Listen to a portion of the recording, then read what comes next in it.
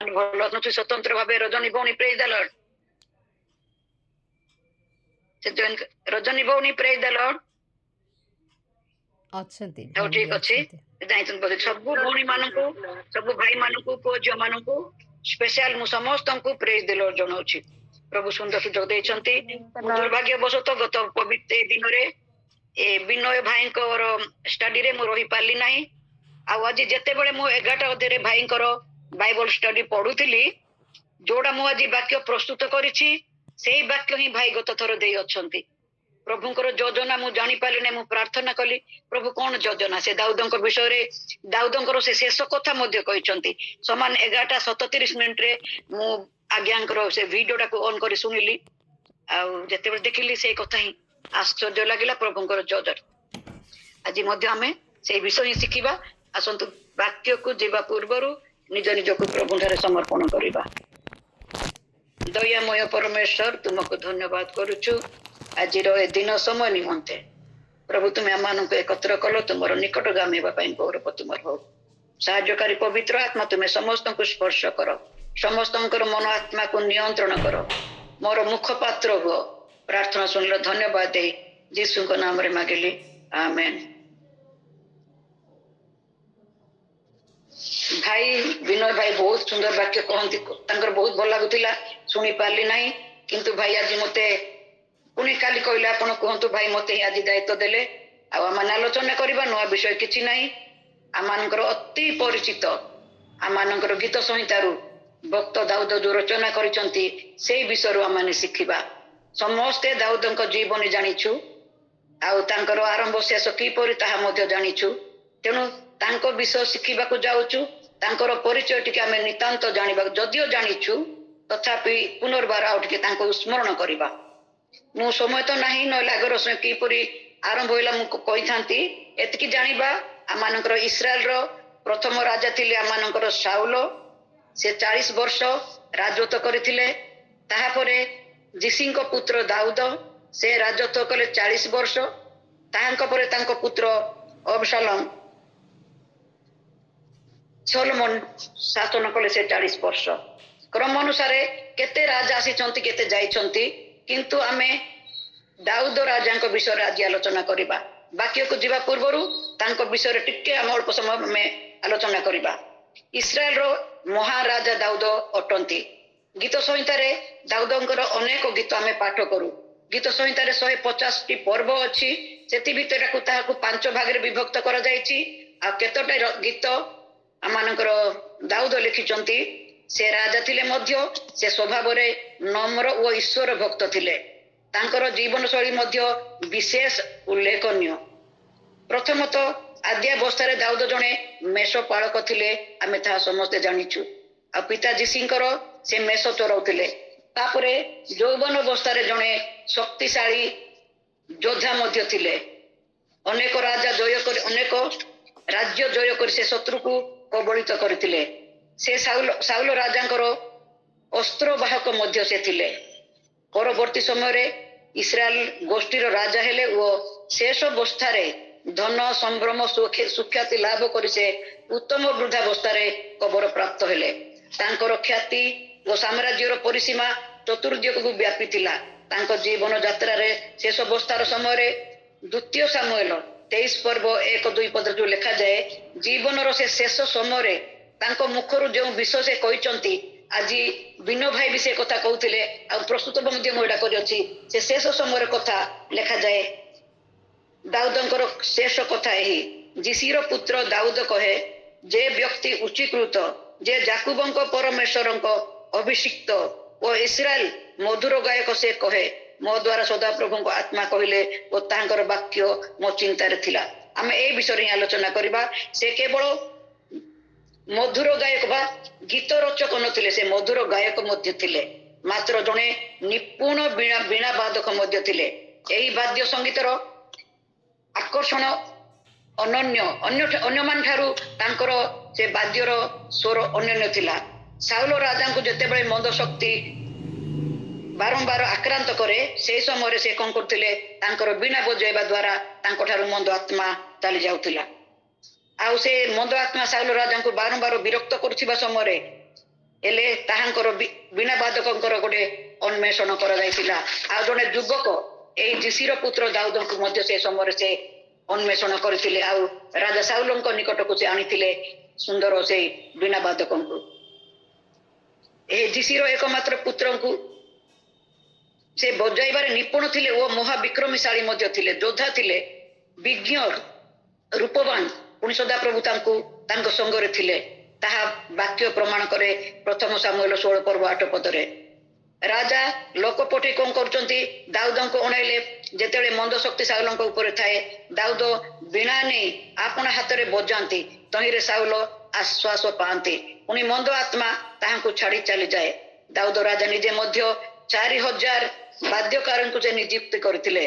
ଆଉ ଦାଉଦଙ୍କ ବାଦ୍ୟ ସଙ୍ଗୀତ ଯେ କେବଳ ତାଳ ଲୟ ନୁହେଁ, ସ୍ମୃତି ମଧୁର ମଧ୍ୟ ଥିଲା। ସଙ୍ଗୀତର ଐଶ୍ୱରିକ ଭାବରେ ମୂର୍ଚ୍ଛନା, ସୁନ୍ଦର ଶିଳ୍ପୀ ଓ କବି ଏହି ସମସ୍ତ ଜ୍ଞାନରେ ସେ ପରିପୂର୍ଣ୍ଣ ଥିଲେ। ପ୍ରଭୁଙ୍କ ସୃଷ୍ଟିର ପ୍ରଶଂସା ଗାନ ଓ ନିର୍ଭରଶୀଳତା ଖୁବ୍ ହୃଦୟସ୍ପର୍ଶୀ। ପରମେଶ୍ୱରଙ୍କର ସ୍ତୁତି ଗାନ କରି ସେ ରଚନା କରିଛନ୍ତି। ଈଶ୍ୱର ତାଙ୍କର ଆଶ୍ରୟ ଓ ଦୁର୍ଗ, ଯେଉଁଠାରେ ସେ ସଙ୍କଟ ସମୟରେ ଆଶ୍ରୟ ନେଇପାରିବେ, ତାହା ସେ ସ୍ତୁତି ଗାନ କରିଅଛନ୍ତି, ଲେଖିଅଛନ୍ତି। ତାଙ୍କ ଗୀତ ଗୁଡ଼ିକରେ ହତାଶ ମଧ୍ୟରେ ଆର୍ତ୍ତନାଦ, ସଙ୍କଟ ସମୟରେ ସୁରକ୍ଷା ଭିକ୍ଷା, ପାପ କ୍ଷମା ଓ ପରିତ୍ରାଣ ଓ ପ୍ରଶଂସା ଭଳି ଆମମାନଙ୍କୁ ଉତ୍ସାହିତ କରେ। ରାଜା ଦାଉଦ ଭବିଷ୍ୟତ ବକ୍ତା ନଥିଲେ ମଧ୍ୟ ତାଙ୍କର ରଚିତ ଗୀତ ସଂହିତା 27 ପର୍ବରେ ଯୀଶୁଙ୍କର କ୍ରୁଶ ଭୋଗ ସମୟର ଚିତ୍ର ସେ ବର୍ଣ୍ଣନା କରିଥିଲେ। ଆଉ ଯୀଶୁ ଦାଉଦ ବଂଶରେ ଜାତ ହୋଇଥିଲେ। ଐତିହାସିକ ମାନେ ଦାଉଦଙ୍କ ଜୀବନ ଇତିହାସରେ ପାଠ କରି ମତବ୍ୟକ୍ତି କରିଛନ୍ତି। ଇତିହାସରେ ଦାଉଦଙ୍କ ଅପେକ୍ଷା ଅନେକ ଦିଗ୍ବିଜୟ ଯୋଦ୍ଧା ମାନେ ଲିପିବଦ୍ଧ ହୋଇଅଛନ୍ତି। ଦାଉଦଙ୍କ ଅପେକ୍ଷା ଅନେକ ଗୁଣୀ ଜ୍ଞାନୀ ପ୍ରତିଭାଶାଳୀ ମଧ୍ୟ ରାଜା ଅଛନ୍ତି, କିନ୍ତୁ ଯେ ଏହି କଳା ଈଶ୍ୱରଙ୍କ ଠାରୁ ଲବ୍ଧ। ସେମାନେ ଏହି ଦାଉଦ ସମସ୍ତଙ୍କ ଠାରୁ ଅଲଗା। କାହିଁକି ଅଲଗା? କେତେ ଜଣ ଈଶ୍ୱରଙ୍କ ଗୌରବ ଦେଇ ଗୀତ ରଚନା କରିଛନ୍ତି ନା ପ୍ରଶଂସା ଗାନ କରିଛନ୍ତି, ଆମେ ତାହା ଦେଖୁନାହୁଁ। କିନ୍ତୁ ଦାଉଦ ଈଶ୍ୱରଙ୍କ ନିକଟରେ ନିଜକୁ ସମର୍ପଣ କରି ଆଶୀର୍ବାଦ ପ୍ରାପ୍ତ ହେଉଥିଲେ, ଯୋଉଟାକି ଅନ୍ୟାନ୍ୟ ରାଜା ମାନଙ୍କ ଠାରେ ଆମେ ଦେଖିବାକୁ ପାଉନାହୁଁ। ମୋର ପ୍ରିୟ ମଣ୍ଡଳୀ, ଦାଉଦଙ୍କ ପରି ଆମ୍ଭମାନେ ମଧ୍ୟ ଈଶ୍ୱରଙ୍କର ନିକଟଗାମୀ ହେଇ ଈଶ୍ୱରଙ୍କୁ ଆମ ଜୀବନକୁ ନିମନ୍ତ୍ରଣ କରି ଆମର ହୃଦୟରେ, ମନରେ, ତାଳରେ, ଗୀତରେ, ସ୍ୱରରେ ମଧ୍ୟ ପ୍ରଭୁଙ୍କୁ ଆମେ ଗୁଣାନୁବାଦ କରିବା। କାରଣ ଆମ୍ଭେମାନେ ଦାଉଦଙ୍କର ଗୀତ ରଚନାରୁ ଈଶ୍ୱରଙ୍କର ସତ୍ତା ମଧ୍ୟ ଆମେ ଅନୁଭବ କରିପାରୁଛୁ। ତେଣୁ ଧନ୍ୟ ତାଙ୍କର ଜୀବନ, ଏହି ରଚନାବଳୀ ତାଙ୍କର ଧନ୍ୟ, ଯୋଉଟାକି ଆମେ ପଢି ଆଜି ଶାନ୍ତି ଆନନ୍ଦ ପାଉଛୁ। ଏଇଟା ହେଲା ଦାଉଦଙ୍କର କିଛି ଅଂଶ ଜୀବନ ମାତ୍ର। ଆମେ ବାକ୍ୟକୁ ଯିବା। ଆଜିର ଆମର ଶୀର୍ଷକ ହବ ଦାଉଦଙ୍କ ଜୀବନରୁ ଶିକ୍ଷା। କିଏ ଗୋଟେ ମତେ ପାଠ କରି ଶୁଣାଇ ଦେବେ? ପ୍ରେରିତ 13 ପର୍ବ 22 ପଦ।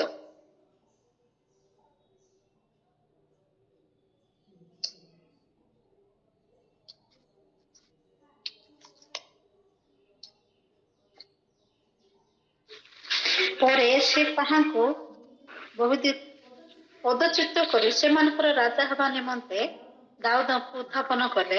ସେ ମଧ୍ୟ ତାହାଙ୍କ ବିଷୟରେ ସାକ୍ଷ୍ୟ ଦେଇ କହିଲେ, ଆମ୍ଭେ ଯିଶିର ପୁତ୍ର ଦାଉଦଙ୍କୁ ପାଇଅଛୁ। ସେ ଆମ୍ଭର ମନର ମତ ବ୍ୟକ୍ତି, ସେ ସମସ୍ତ ବିଷୟରେ ଆମ୍ଭର ଇଚ୍ଛା ପାଳନ କରିବେ। ରାଜା ହେବା ପୂର୍ବରୁ ପରମେଶ୍ୱର ତାଙ୍କ ନିମନ୍ତେ ମୁଖର ବାଣୀ କହିଛନ୍ତି ଯେ ସେ କଣ କରିବ? ଆମ୍ଭର ମନର ମତ ବ୍ୟକ୍ତି, ଆମ୍ଭର ଇଚ୍ଛା ସେ ପାଳନ କରିବ। ସେ ରାଜା ହେଇନାହାନ୍ତି, କିନ୍ତୁ ପରମେଶ୍ୱର ତା ପୂର୍ବରୁ କହୁଛନ୍ତି। ମୋର ପ୍ରିୟ ଭାଇ ଭଉଣୀ ମାନେ, ଯେତେବେଳେ ସ୍ୱୟଂ ଈଶ୍ୱର ଏହି ପ୍ରକାର ସାକ୍ଷ୍ୟ ଦିଅନ୍ତି, ଗୋଟେ ବ୍ୟକ୍ତିଙ୍କ ବିଷୟରେ ଏହି ପ୍ରକାର ସାକ୍ଷ୍ୟ ଦିଅନ୍ତି, ସେହିପରି ବ୍ୟକ୍ତିଙ୍କର ଜୀବନ ଅନୁଧ୍ୟାନ କରିବା ଆମମାନଙ୍କର କର୍ତ୍ତବ୍ୟ ଅଟେ। ଆମ ପକ୍ଷରେ ବୁଦ୍ଧିମାନର କାର୍ଯ୍ୟ ହେବ।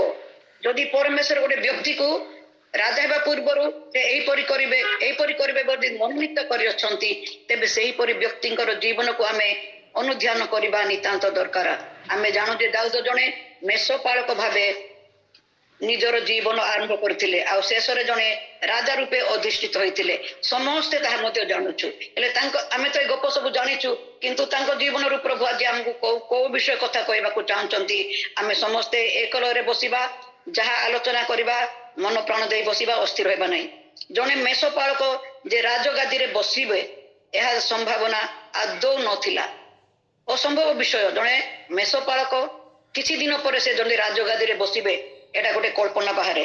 କିନ୍ତୁ ଆମେ ଦେଖିବା ସେ ସମୟରେ ଆମର जो समय दाऊद छोट थिले से समय परिस्थिति को देखिबा सामाजिक स्तर रे मेषपालक मानकर स्थान अत्यंत निम्न रे थिला जो समय दाऊदଙ୍କ समय कथा लेखा जाए से समय मेषपालक मानकर स्थान अति निम्न रे थिला तत्कालीन समाज रे से माने सबुठारु अशिक्षित ओ भरोसा योग्य बोली विवेचित नथिले अथच दाऊदଙ୍କର रचित संगीत गुड़िक जुग जुग धरी बहुल भाव पठित आदृत मध्य से समय दाऊद केते पाठ पढ़ी आमे तो जानी पारु नाहु किंतु पितांकर से मेष पालन मेष चरौथिले आमे सेतिकी जानिछु आउ से एते अशिक्षित होई मध्य से तांकर एते ज्ञान प्रभु देथिले तांकर संगीत गुड़िक आमे वर्तमान जोड़ा पढुछु गीत संहिता रे जेतेबेले जने व्यक्ति ईश्वर को निज हृदय को निमंत्रण करे तेबे से समस्त अतीतर अयोग्यता को बातिल कर दियंती मेष पालक तो से बण जंगल रहुथिले मेष माने कोन खाइले कोन पीले से मानकर दायित्व तांकर थिला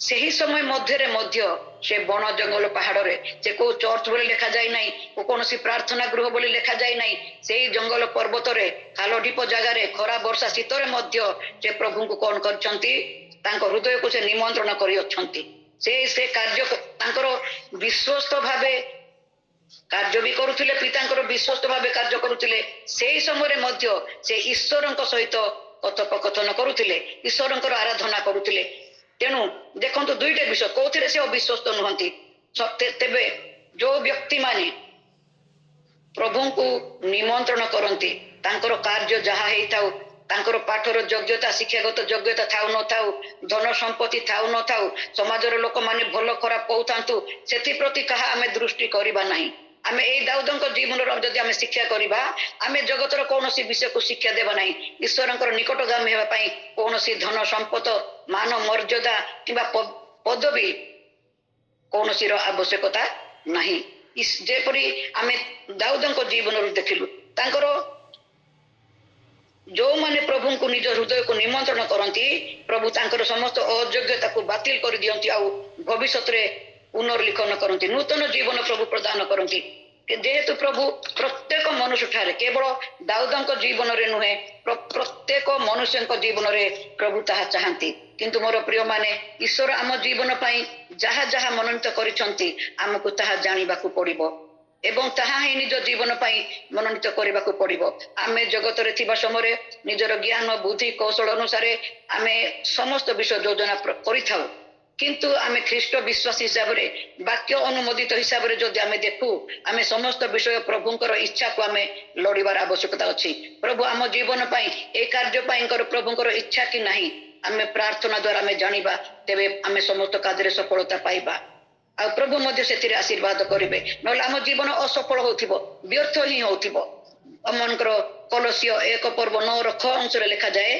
जेपरी तुम्हें माने संपूर्ण रूपे ईश्वर अभिमत ज्ञात हो आ समस्त आत्मिक ज्ञान और बुद्धि रे प्रभु को सर्व प्रकार संतुष्ट करने निमंते योग्य आचरण कर जिते आम प्रभु को निमंत्रण करवा आम जीवन को आम हृदय को निमंत्रण करवा आ निमंते से स्थान आम रखिबार आवश्यकता अच्छी प्रभु आम जीवन रु किपरि पवित्रता चाहती आम ताहाकु अनुध्यान करी आम जीवन को प्रभु को जदि निमंत्रण करवा प्रभु आम जीवन में असाध्य कार्य कले जेपरी दाऊद मेषपालक राजा रे राजा गादीच्युत होते आम प्रभु ए सुजोग देइछंती जदि आमे तांकर इच्छा जानी आमे कार्य करवा आमे माने वर्तमान बाइबल लिखित 2 जन व्यक्ति कथा टिके आलोचना करवा आउ से हेले पुरातन शास्त्र रो दाऊद और नूतन नियम रू पाउलଙ୍କ जीवन रे जो वैषम्य अछि 2 जन भितर आमे टिके आलोचना करबा आमे पाउलଙ୍କ कथा जानिछे दमेशक पथरे ख्रीष्टन को से दर्शन लाभ करबा पूर्वरु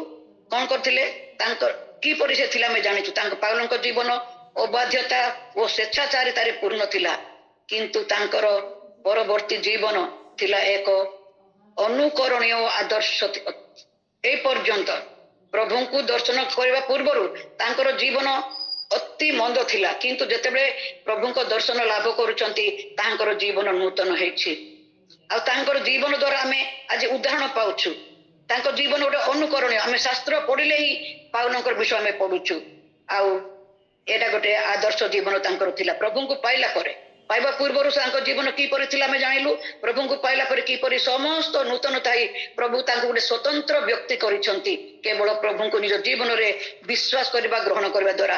ଅନ୍ୟ ଦିଗରେ ଦାଉଦଙ୍କ କଥା ଯଦି ଦେଖିବା, ଦାଉଦ 30 ବର୍ଷ ବୟସରେ ରାଜପଦରେ ଅଧିଷ୍ଠିତ ହେଲେ। ତାର ପରବର୍ତ୍ତୀ 40 ବର୍ଷ ପରେ ସେ ନେତୃତ୍ୱ ଥାଇ ମଧ୍ୟ ବିଫଳତାର ଜୀବନ ଯାପନ କରିଥିଲେ, ତାହା ମଧ୍ୟ ଆମେ ଜାଣୁ। ଯଦିଓ ସେ ଯୁବ ସମୟରେ କିଶୋର ସମୟରେ ତାଙ୍କୁ ଅଭିଷିକ୍ତ କରାହେଲା, 30 ବର୍ଷ ବୟସରେ ସେ ରାଜଗାଦି ପାଇଲେ, ତାପରେ 40 ବର୍ଷ ସେ ରାଜତ୍ୱ କଲେ। ତାଙ୍କ ରାଜତ୍ୱ ସମୟରେ ତାଙ୍କ ଜୀବନରେ ସଫଳତା ପ୍ରାୟ ଆମେ ଦେଖିନୁ। ତାଙ୍କର ଅନେକ ବିଭିନ୍ନ ମନ୍ଦ ବିଷୟ ଆମେ ଦେଖୁଛୁ, ଆମେ ଜାଣୁଛୁ ତ ମଧ୍ୟ। ସେ ଭୟଙ୍କର ବ୍ୟଭିଚାରୀ ପାପରେ ଥିଲେ, ନରହତ୍ୟା ପାପରେ ମଧ୍ୟ ପତିତ ହୋଇଥିଲେ। ସତ ସକାଶେ ସେ ଦଣ୍ଡ ମଧ୍ୟ ଭୋଗ କରିଛନ୍ତି। ମନୁଷ୍ୟ ମାତ୍ର ସେ ମଧ୍ୟ ଆମମାନଙ୍କ ଭଳି ରକ୍ତ ମାଂସଧାରୀ ମଣିଷ। ଏ ଦୁଇ ଜଣଙ୍କ ଜୀବନ ଠାରୁ ଆମେ ଦୁଇଟି ଗୁରୁତ୍ୱପୂର୍ଣ୍ଣ ବିଷୟ ଜାଣିବା। ଆମେ ଏଥିରୁ ଶିଖିବା, ଆମେ ଜଣେ ଯଦି ଭୁଲ କରୁଛି, ଆମେ କଣ କରୁଛୁ, ତାକୁ ସାଙ୍ଗେ ସାଙ୍ଗେ ତାର ବିଚାର କରୁଛୁ। ସେ ଏଇ ଭୁଲ କରିବା ହେତୁ ଏହିପରି କରିଅଛି, ସେ ଏହିପରି କରିବା ହେତୁ ଏହିପରି। ଆମେ ବି ତାଙ୍କ ଭଳି ସାଧାରଣ ମଣିଷ, କିନ୍ତୁ କଣ କରୁଛୁ, ସାଙ୍ଗେ ସାଙ୍ଗେ ବିଚାର ସ୍ଥାନରେ ଆମେ ବସୁଛୁ, ଜୋର ଦେଇ ପାରୁଛୁ। କିନ୍ତୁ ଏମାନଙ୍କ ଦୁଇ ଜଣଙ୍କ ଜୀବନରୁ ଆମେ ଶିକ୍ଷା ପାଇଲୁ, ଯଦିଓ ଜଗତର ସେ ଖରାପ କାମ କରିଥିଲେ, କିନ୍ତୁ ଈଶ୍ୱର ତାଙ୍କର ସେ ବିଷୟ ଗଣନା କରିନାହାନ୍ତି। ଆମେ ଏଥିରୁ ଆମେ ଶିକ୍ଷା ପାଇବା, କାହାରି ବିଚାର କରିବା ପାଇଁ ଆମେ ତତ୍ପର ନ ହେଉ, କାହାର ବିଚାର କରିବା ପାଇଁ ଆମେ ତତ୍ପର ନ ହେଉ, ଯେ ପର୍ଯ୍ୟନ୍ତ ଜଣକ ଜୀବନରେ ବିଷୟରେ ଈଶ୍ୱର କିଛି କହିନାହାନ୍ତି, ତା ଜୀବନ ପାଇଁ ଆଉ ଆଶା ନାହିଁ ବୋଲି ଆମେ କହିଥାଉ, ସେ ପର୍ଯ୍ୟନ୍ତ କାହାକୁ ଆଶାହୀନ ବୋଲି ଆମେ ଭାବିବା ଅନୁଚିତ। ଆମେ ବିଚାର କରିବା ନାହିଁ।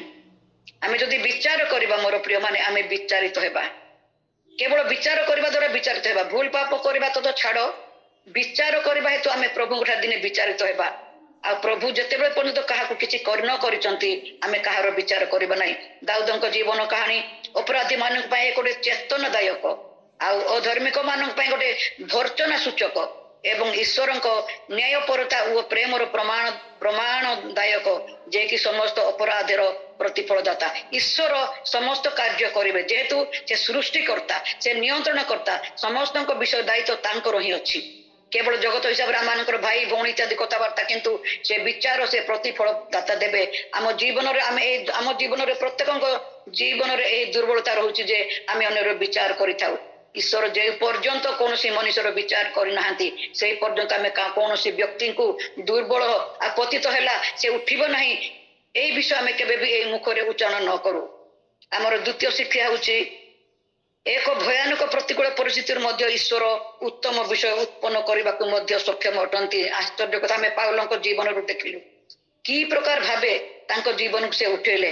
ଦାଉଦଙ୍କୁ ମଧ୍ୟ ସେ କିପରି ଉଠେଇଲେ, କିପରି ଜୀବନ ତାଙ୍କର ଥିଲା। ଜଙ୍ଗଲ ପାହାଡ଼ରେ ଖରା ବର୍ଷା ଶୀତରେ ସେ ମେଷ ଚରଉଥିଲେ, କିନ୍ତୁ ଈଶ୍ୱର ଯୋଉଟା ମନୋନୀତ କରିବେ, ଈଶ୍ୱର ଭୟାନକ ପ୍ରତିକୂଳ ପରିସ୍ଥିତିରୁ ମଧ୍ୟ ଉତ୍ତମ ବିଷୟ ଉତ୍ପନ୍ନ କରିବାକୁ ସକ୍ଷମ। ଆପଣ କିମ୍ବା ମୁଁ ଯେକୌଣସି ତିକ୍ତ ଅନୁଭୂତି ମଧ୍ୟ ଦେଇ ଯାଉଥିଲେ ମଧ୍ୟ ଈଶ୍ୱର ସେଇ ପରିସ୍ଥିତି ମଧ୍ୟରୁ ଆମମାନଙ୍କ ନିମନ୍ତେ ମଙ୍ଗଳର ବିଷୟ ଉତ୍ପନ୍ନ କରିବେ। ଆମେ ଜଗତରେ ବେଳେ ବେଳେ ନିରାଶ ହେଇଥାଉ, କିନ୍ତୁ ଆମେ ବିଶ୍ୱାସୀ ପ୍ରଭୁଙ୍କୁ ଜାଣିଥିବା ହେତୁ ଆମମାନେ ନିରାଶ ହେବା ନାହିଁ। ପ୍ରଭୁ ତାହାଙ୍କ ସମୟରେ ସମସ୍ତଙ୍କ 28 ପଦରେ କୁହନ୍ତି, ଈଶ୍ୱର ସବୁ ବିଷୟରେ ମଙ୍ଗଳ ପାଇଁ କାର୍ଯ୍ୟ ସାଧନ କରନ୍ତି। ଲେଖାଯାଏ, ଈଶ୍ୱର ସବୁ ବିଷୟର ମଙ୍ଗଳ ପାଇଁ କାର୍ଯ୍ୟ ସାଧନ କରନ୍ତି। ଆମେ ଦାଉଦଙ୍କ ଜୀବନ ଅନୁଧ୍ୟାନ କଲାବେଳେ ଦୁଇଟି ବିଷୟ ମଧ୍ୟ ଏଠି ଦେଖିବା। କଣ ଦେଖିବା? ଈଶ୍ୱର ମନୋନୟନ କରନ୍ତି। ଦାଉଦଙ୍କୁ ଈଶ୍ୱର ମନୋନୟନ କରୁଥିଲେ। ଜଗତର ଲୋକ ତାଙ୍କୁ କରିନାହାନ୍ତି, ତାଙ୍କୁ ଈଶ୍ୱର ମନୋନୀତ କରିଥିଲେ। ଇସ୍ରାଏଲର ପରବର୍ତ୍ତୀ ରାଜାଙ୍କୁ ଅଭିଷେକ କରିବା ପାଇଁ ଭାବବାଣୀ ସାମୁଏଲ ଯିଶିଙ୍କ ଗୃହକୁ, ଦିନେ ସାମୁଏଲ ଯିଶିଙ୍କ ଗୃହକୁ ଯାଉଛନ୍ତି କାହାକୁ ଗୋଟେ ରାଜାଭିଷେକ କରିବା ବୋଲି, କିନ୍ତୁ ଦାଉଦଙ୍କର ନାମ ସେଇ ତାଲିକାରେ ନଥିଲା। କିନ୍ତୁ ଈଶ୍ୱର ଦାଉଦଙ୍କୁ ମନୋନୀତ କଲେ। ଈଶ୍ୱର ମନୋନୟନ କରନ୍ତି। ପ୍ରଥମ ଶିକ୍ଷା ହେଲା, ଈଶ୍ୱର ମନୋନୟନ କରନ୍ତି, ମନୁଷ୍ୟ ନୁହେଁ। ସାମୁଏଲ ଯଦିଓ ଭବିଷ୍ୟତ ବକ୍ତା କିମ୍ବା ଅନ୍ୟାନ୍ୟ ମାନେ ଯୋଉମାନେ ଆଲୋଚନା କରିଥିବେ କାହାକୁ ରାଜା କରିବା ବୋଲି, କିନ୍ତୁ ପ୍ରଭୁଙ୍କର ମନୋନୟନ ଦାଉଦଙ୍କ ପ୍ରତି ଥିଲା। ଯେପରି ଆଉ ଗୋଟେ ଉଦାହରଣ ଆମେ ଦେଖିବା, ଇସ୍ରାଏଲରେ ପୁରୁଷ ପ୍ରଧାନ ସମୟରେ ଦେଶରେ ନେତୃତ୍ୱ ନେବା ପାଇଁ ଗୋଟେ ଦୋବରାଙ୍କୁ ପ୍ରଭୁ ଈଶ୍ୱର ମନୋନୀତ କରିଥିଲେ। ଏଇଟା ଗୋଟେ ଅସମ୍ଭବ ବିଷୟ ଥିଲା, ଯେହେତୁ ସେହି ସମୟରେ ପୁରୁଷ ପ୍ରାଧାନ୍ୟ ସମୟ ଥିଲା। ସେଇଟା ନାରୀ ମାନଙ୍କର ସ୍ଥାନ ଏତେ ନଥିଲା। ସେହି ସମୟରେ ମଧ୍ୟ ପରମେଶ୍ୱର ଦୋବରାକୁ ମନୋନୀତ କଲେ ଗୋଟେ ବିଚାର କରତେ ହେବା ନିମନ୍ତେ। ପ୍ରଭୁ ଈଶ୍ୱର ସବୁ ବିଷୟରେ ମଙ୍ଗଳ ସାହାଯ୍ୟ କରନ୍ତି, ଅସାଧ୍ୟ ସେ ତାଙ୍କର ଇଚ୍ଛା ଅନୁସାରେ ମନୋନୟନ କରନ୍ତି। ଜାଗତିକ ଭାବେ ଦୋବରା ସେଦିନ ଯୋଗ୍ୟ ନଥିଲେ, କିନ୍ତୁ ଈଶ୍ୱର ତାଙ୍କୁ ସେ ସମୟରେ ପୁରୁଷ ପ୍ରାଧାନ୍ୟ ସମୟରେ ମଧ୍ୟ ଦୋବରାଙ୍କୁ ଈଶ୍ୱର ମନୋନୀତ କଲେ ସେ ବିଚାରକର୍ତ୍ରୀ ହେବା ନିମନ୍ତେ। ତାହା ହେଲା ଈଶ୍ୱରଙ୍କର ଯୋଜନା, ଈଶ୍ୱରଙ୍କର ମନୋନୟନ। ଆମେ ଦେଖିବା ପ୍ରିୟ ମଣ୍ଡଳୀ, ଆଜି ଆମେ ଈଶ୍ୱରଙ୍କ ଦ୍ୱାରା ମନୋନୀତ ଓ ବ୍ୟବହୃତ ଅନେକ ଦାସ ଦାସୀ ମାନଙ୍କୁ ଆଜି ବେଳେ ବେଳେ ଆମେ ଅଗ୍ରାହ୍ୟ କରିଥାଉ।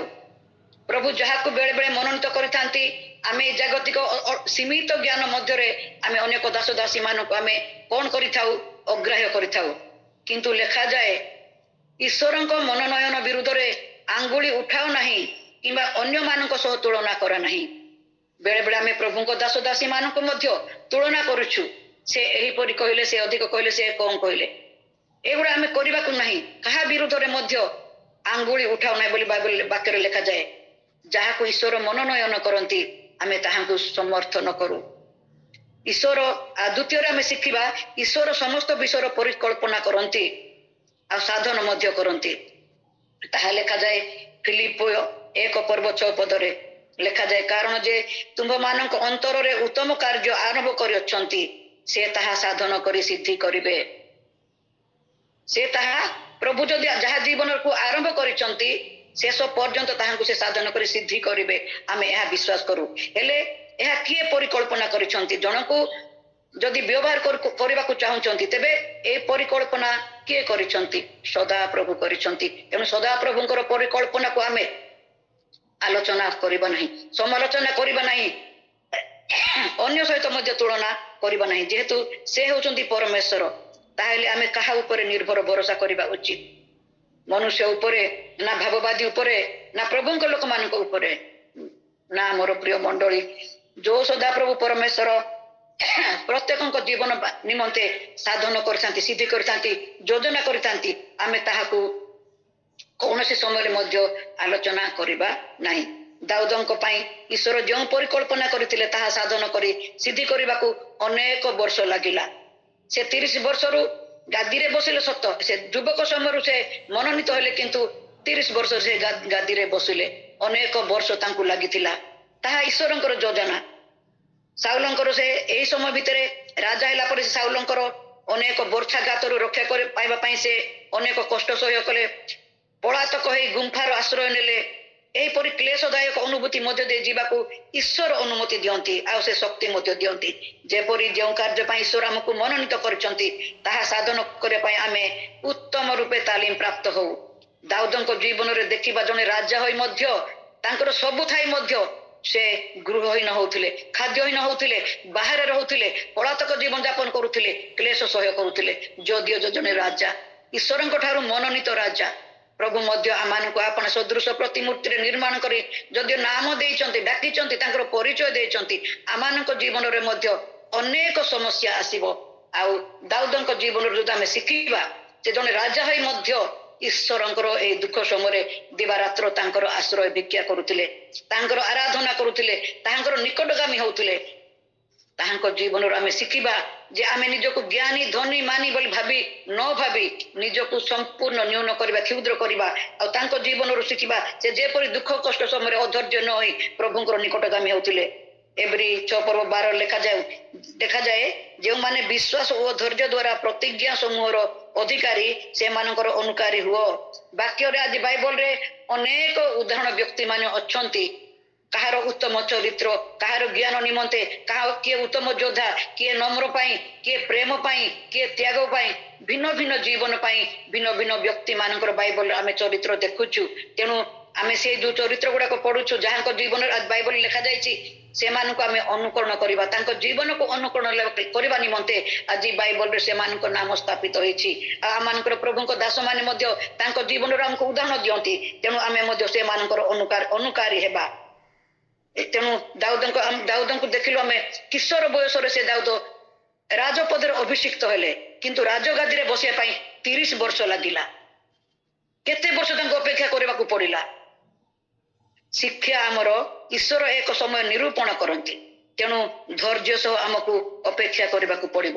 ଆଉ ଗୋଟେ ଶିକ୍ଷା ଆମେ କରିବା, ପ୍ରତ୍ୟେକ ପ୍ରତିକୂଳ ଅବସ୍ଥାରେ ଦୃଢ ଭାବେ ଠିଆ ହେବାକୁ ହବ। ଯେପରି ଦାଉଦ କୌଣସି ବିଷୟରେ ବିଚଳିତ ନ ହୋଇ କେବଳ ପ୍ରଭୁଙ୍କର ଆରାଧନା କରୁଥିଲେ, ପ୍ରଭୁଙ୍କଠାରେ କ୍ରନ୍ଦନ ବିଳାପ କରୁଥିଲେ, ଯାହାଙ୍କ ଠାରେ ସମସ୍ତ ଶକ୍ତି ଅଛି। ଆଉ ଗୋଟେ ଶିକ୍ଷା କରିବା, ପ୍ରଭୁଙ୍କର ଆମ ପ୍ରତି ପ୍ରସ୍ତୁତିର କାର୍ଯ୍ୟ ସମାପ୍ତି ପର୍ଯ୍ୟନ୍ତ ଧୈର୍ଯ୍ୟ ଧରି ଅପେକ୍ଷାରେ ରହିବାକୁ ପଡିବ। ତାହା ମଧ୍ୟ ଦାଉଦଙ୍କ ଜୀବନରେ ଆମେ ଦେଖୁଛୁ। ଆଉ ଗୋଟେ ଆମେ ଶିକ୍ଷା ପାଇବା, ଧୈର୍ଯ୍ୟ ଧରି ଅପେକ୍ଷା କରିବା କଷ୍ଟଦାୟକ, ତଥାପି ଶେଷରେ ତାହା ଲାଭଦାୟକ।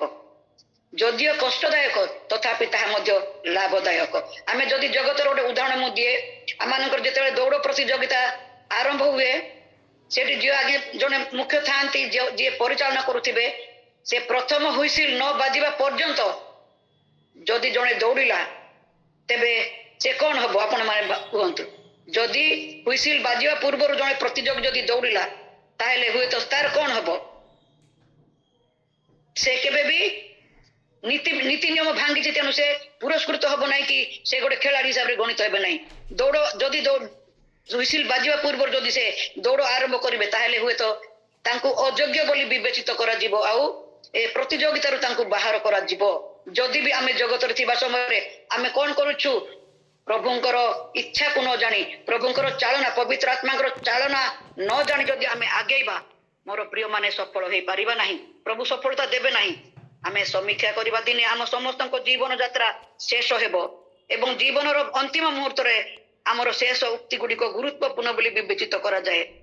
ଯଦି ଆମ ଜୀବନରେ ଈଶ୍ୱରଙ୍କ ଉଦ୍ଦେଶ୍ୟ ସଫଳ କରିବା ପାଇଁ ଜୀବନ ଯାପନ କରିଛୁ, ଯଦି ଆମେ ଈଶ୍ୱରଙ୍କ ନିମନ୍ତେ ଯଦି ବଞ୍ଚିଛୁ, ଆମେ ଯଦି ଉତ୍ତମ କାର୍ଯ୍ୟ ଜଗତରେ କରିଛୁ, ଆମମାନଙ୍କର ଶେଷ ଦିନ ମାନଙ୍କରେ ଏଇ ବାକ୍ୟ କହିବା, ବାକ୍ୟ ଆଲୋଚନା କରିବା, ବାକ୍ୟ ଗ୍ରହଣ କରିବା ଯଦି ଆମ ଜୀବନରେ ଉତ୍ତମ ଅଛି, ମୋର ପ୍ରିୟମାନେ, ତେବେ ଦାଉଦଙ୍କର ଶେଷ କଥା ଯୋଉ ଥିଲା, ସାମୁଏଲ 23 ପର୍ବ 1ରେ ସେ ଲେଖନ୍ତି, ଶେଷ ସମୟରେ ତାଙ୍କ ସଫଳତା, ବିଫଳିତ କିମ୍ବା ଜୟ ପରାଜୟ କଥା ସେ ଲେଖି ନାହାନ୍ତି। ତାଙ୍କର ଶେଷ କଥାରେ ଆମେ ଯୋଉ ପଢିଲେ, ପ୍ରେରିତ 23 ପର୍ବ 1 ପଦ ଯୋଉ ପଢିଲେ, ଶେଷରେ ସେ ମୁଁ ଏହିପରି ଯୁଦ୍ଧ କଲି, ଏଠି ଜୟ ଲାଭ କଲି, ଏଠି ବିଫଳ ହେଲି, ସେ ତାହା ଲେଖି ନାହାନ୍ତି। ସେ ସୁନ୍ଦର ବିଷୟ ଗୁଡେ ଲେଖିଛନ୍ତି। କ'ଣ ଲେଖିଛନ୍ତି? ସେ ଦ୍ୱିତୀୟ ସାମୁଏଲ 23 ପର୍ବ 2ରୁ 5ରେ ଲେଖାଯାଏ।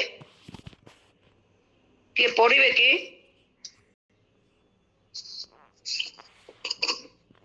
ମୁଁ ସମୟ ଅଳ୍ପ ଅଛି, ଏଠି ମୁଁ ପଢୁଛି। ଏଟା ଦାଉଦଙ୍କର ଶେଷ ସମୟର ମୁଖର କଥା। ଲେଖନ୍ତି, ପ୍ରଭୁଙ୍କ ଆତ୍ମା ମୋ ମାଧ୍ୟମରେ କଥା କହିଲେ ଓ ତାହାଙ୍କ ବାକ୍ୟ ମୋ ମୁଖରେ ଥିଲା। ଇସ୍ରାଏଲର ଈଶ୍ୱର, ଇସ୍ରାଏଲ ଶୈଳ ସ୍ୱରୂପୀ ଈଶ୍ୱର ମୋତେ କହିଲେ, ଯେ ନ୍ୟାୟରେ ଲୋକଙ୍କ ଉପରେ ଶାସନ କରେ, ଯେ ଈଶ୍ୱର ଭୟରେ ରାଜତ୍ୱ କରେ, ସେ ହୁଏ ମେଘମୁକ୍ତ ଆକାଶରେ ଅରୁଣୋଦୟର ଆଲୋକ ସମ, ସେ ହୁଏ ବୃଷ୍ଟି ପରି ଉଜ୍ଜ୍ୱଳ ଆଭା ସମ, ଯେଉଁ ବୃଷ୍ଟି କରେ ଭୂମିରୁ ତୃଣର ଅଙ୍କୁରୋଦ୍ଗମ। ଈଶ୍ୱରଙ୍କ ଦୃଷ୍ଟିରେ ମୋର ବଂଶ କ'ଣ ସେହିପରି ନୁହେଁ? ସେ କ'ଣ ମୋ ସହିତ ଏକ ଅନନ୍ତକାଳୀନ ଚୁକ୍ତି କରିନାହାନ୍ତି, ଯାହା ସର୍ବାଂଶରେ ସୁସମ୍ପାଦିତ ଓ ସୁରକ୍ଷିତ? ସେ କ'ଣ ମୋର ପରିତ୍ରାଣ ସାଧନ କରି ମୋର ପ୍ରତ୍ୟେକ ଇଚ୍ଛା ପୂର୍ଣ୍ଣ କରିବେ ନାହିଁ? ଏଟା ଦ୍ୱିତୀୟ ସାମୁଏଲ 23 ପର୍ବ 2ରୁ 5 ପଦ ଯଦି ଆମେ ପଢିବା, ଦାଉଦଙ୍କର ଏଇ କଥା ଗୁଡ଼ିକୁ ଧର୍ମଶାସ୍ତ୍ରରେ କାହିଁକି ଲିପିବଦ୍ଧ ହୋଇଛି? ମୋର ପ୍ରିୟମାନେ, ତାହା ଆମର ଅବଗତି ନିମନ୍ତେ ଲେଖାଯାଇଛି, ଯେପରି ଆମେ ଜ୍ଞାତ ହେବା ଯେ ଆମେ ଦାଉଦଙ୍କ ତୁଲ୍ୟ ତ୍ରୁଟିପୂର୍ଣ୍ଣ ଓ ନିନ୍ଦନୀୟ ପାପରେ ପତିତ ହୋଇଥିଲେ ମଧ୍ୟ ଯଦି ଆମ ହୃଦୟ ଈଶ୍ୱରଙ୍କର ଅନୁଗମନ କରିବ, ଅନୁଗମନରୁ କ୍ଷାନ୍ତ ନ ହେବ, ତେବେ ସେ ଦାଉଦଙ୍କ ପରି ଆମକୁ ମଧ୍ୟ ଆଶୀର୍ବାଦ କରିବେ ଓ ଅନନ୍ତ ରାଜ୍ୟରେ ଆମମାନଙ୍କୁ ଗ୍ରହଣ କରିବେ। এই ଅଳ୍ପ ଶିକ୍ଷା ଉପରେ ପ୍ରଭୁ ଆଶୀର୍ବାଦ କରନ୍ତୁ।